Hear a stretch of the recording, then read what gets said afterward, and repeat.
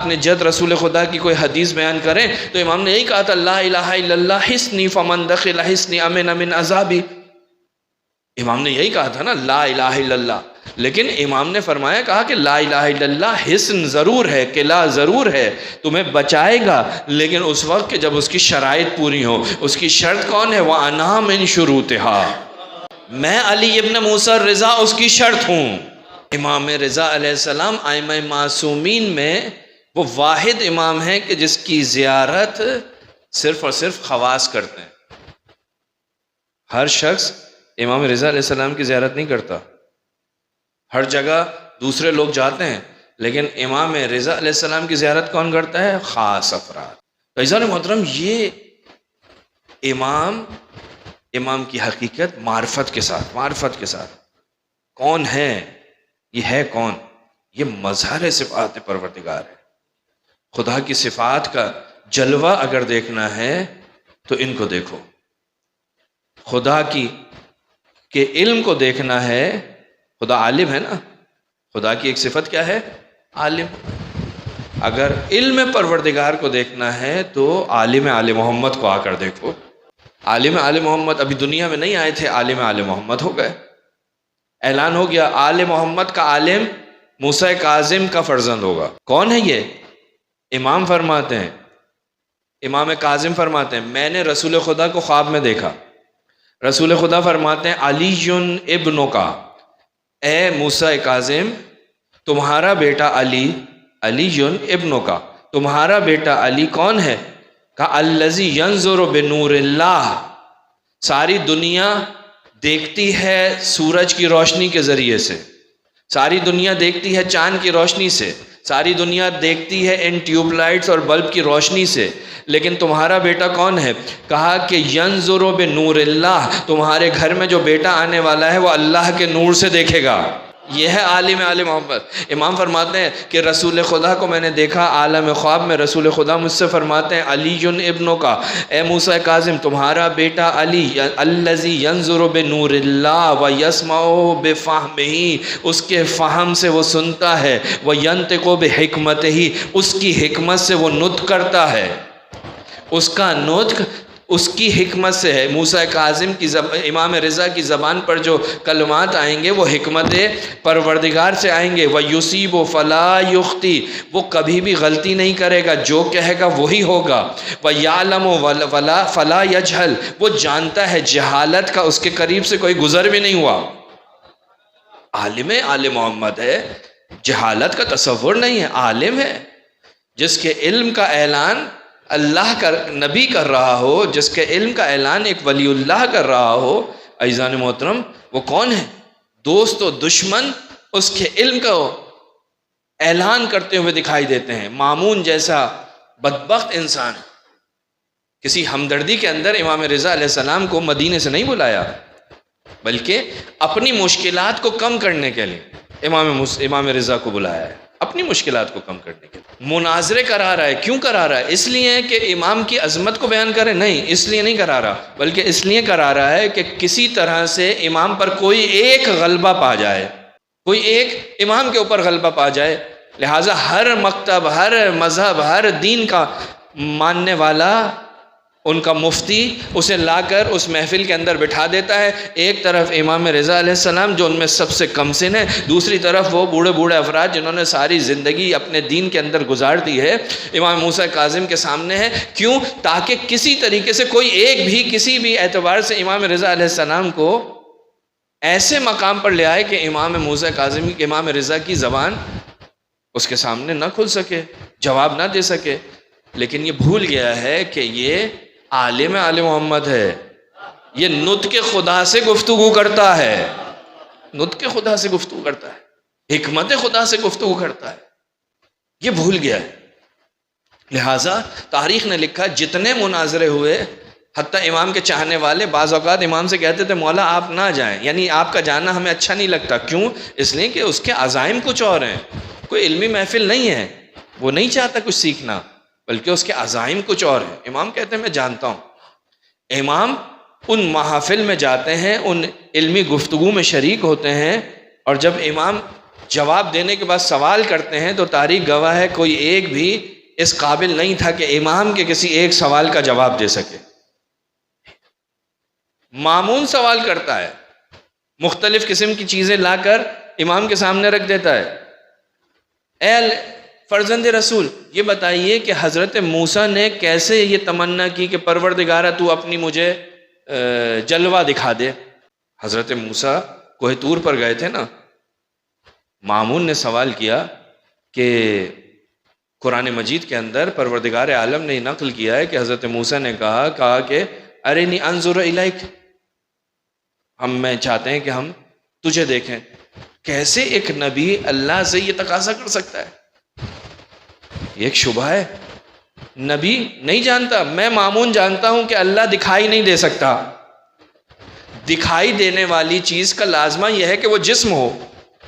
اللہ جسمانیت سے مبرہ ہے، جسم کا لازمہ محدودیت ہے، اللہ لامحدود ہے۔ بس کیسے ہو سکتا ہے کہ ایک نبی اس طرح کا سوال کر لے؟ امام رضا فرماتے ہیں کہ تو حقیقت کو نہیں جانتا۔ یہ موسیٰ کا سوال نہیں تھا، بلکہ ان لوگوں کا سوال تھا جو موسیٰ کے پاس آئے تھے اور یہ موسیٰ سے تکرار کر رہے تھے کہ ہمیں اللہ کو دیکھنا ہے، ہمیں اللہ کو دیکھنا ہے۔ موسیٰ منع کرتے تھے کہ اللہ دکھائی دینے والی ذات کا نام نہیں ہے، ان آنکھوں سے اللہ کو نہیں دیکھ سکتے، لیکن ان کا اصرار تھا تو کہا کہ ٹھیک ہے چلو کوہ طور پر میں اللہ سے کہتا ہوں پروردگارہ یہ تجھے دیکھنا چاہتے ہیں۔ تو اس کے بعد انہوں نے کہا نہیں، اپنی طرف سے اللہ سے کہو کہ میں تجھے دیکھنا چاہتا ہوں، ہمارا ذکر نہیں ہونا چاہیے۔ یہاں پر اب بحث چل رہی تھی تو پروردگار نے فرشتے کو بھیجا، کہا موسیٰ جیسے یہ کہتے ہیں ویسا کہہ دے، میں تجھے عتاب نہیں کروں گا، میں برا نہیں مانوں گا، میں تجھے سزا نہیں دوں گا۔ ہاں جیسا یہ کہتے ہیں کہ بالکل ایسے ہی جیسے جناب ابراہیم نے کہا تھا یہ میرا رب ہے سورج کو دیکھ کر، بعد میں کہا نہیں یہ تو نہیں ہو سکتا، چاند کو دیکھ کر کہا یہ میرا رب ہے، یہ تو نہیں ہو سکتا۔ یعنی کچھ سمجھانا چاہ رہے ہیں۔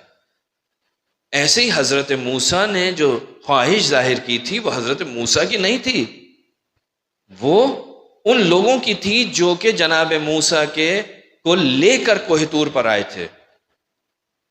کوہ طور پر آئے تھے، ہم دیکھنا چاہتے ہیں۔ جناب موسیٰ نے بہت سمجھایا لیکن سمجھ میں نہیں آئی، اور جب اللہ کے ولی کی کوئی نہ سمجھے، بات کو نہ مانے، تو اس کو صرف اور صرف ہلاکت ہی مقدر بنتا ہے۔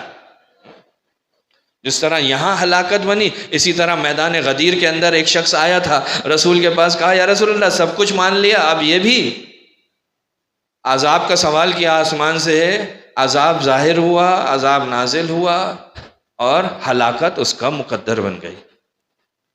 اللہ کے ولی کو نہیں سنو گے تو ہلاکت۔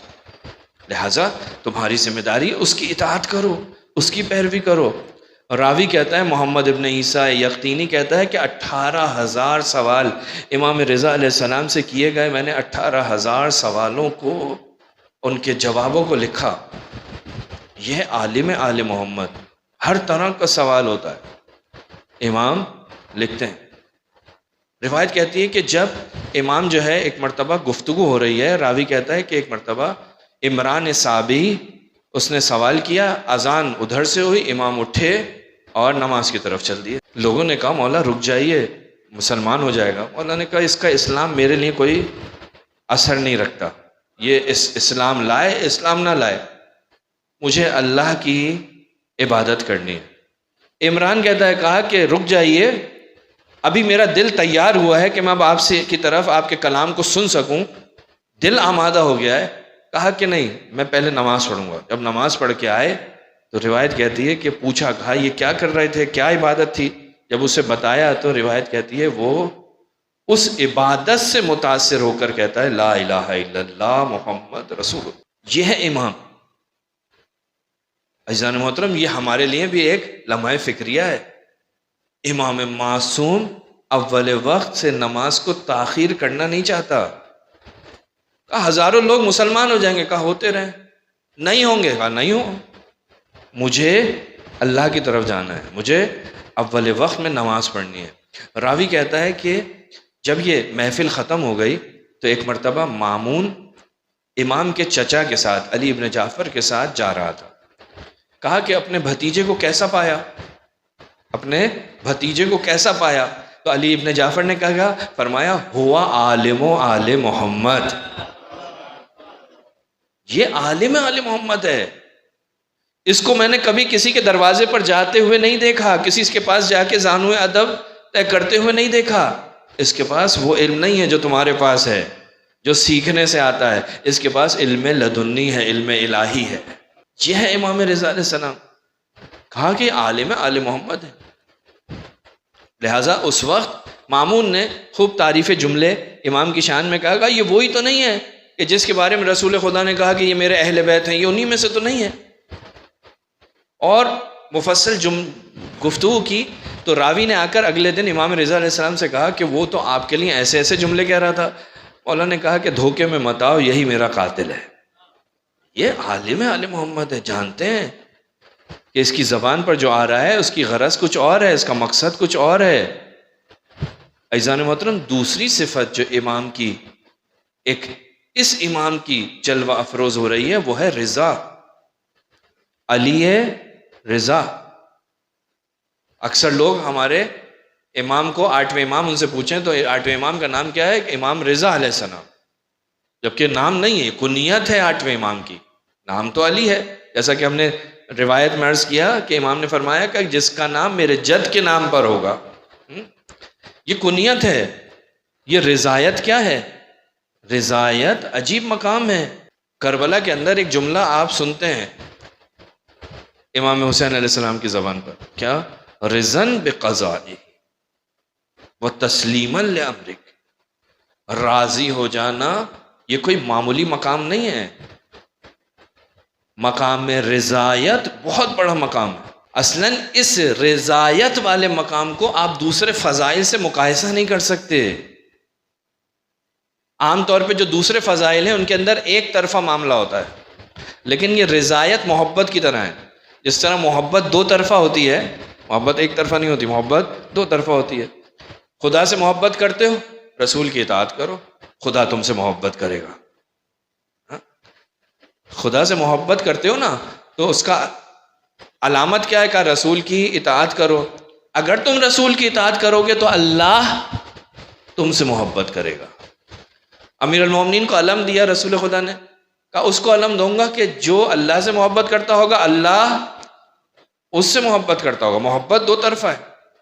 کچھ صفات ایسی ہیں، کچھ فضائل ایسے ہیں جو دو طرفہ ہیں، کچھ ایسے ہیں جو ایک طرفہ ہیں. مثلا اللہ کی اطاعت یہ بہت ہی بڑا مطیع پروردگار ہے، تو یہ مطیع ہے، پروردگار عالم اس کا مطیع نہیں ہے، ایک طرفہ ہے.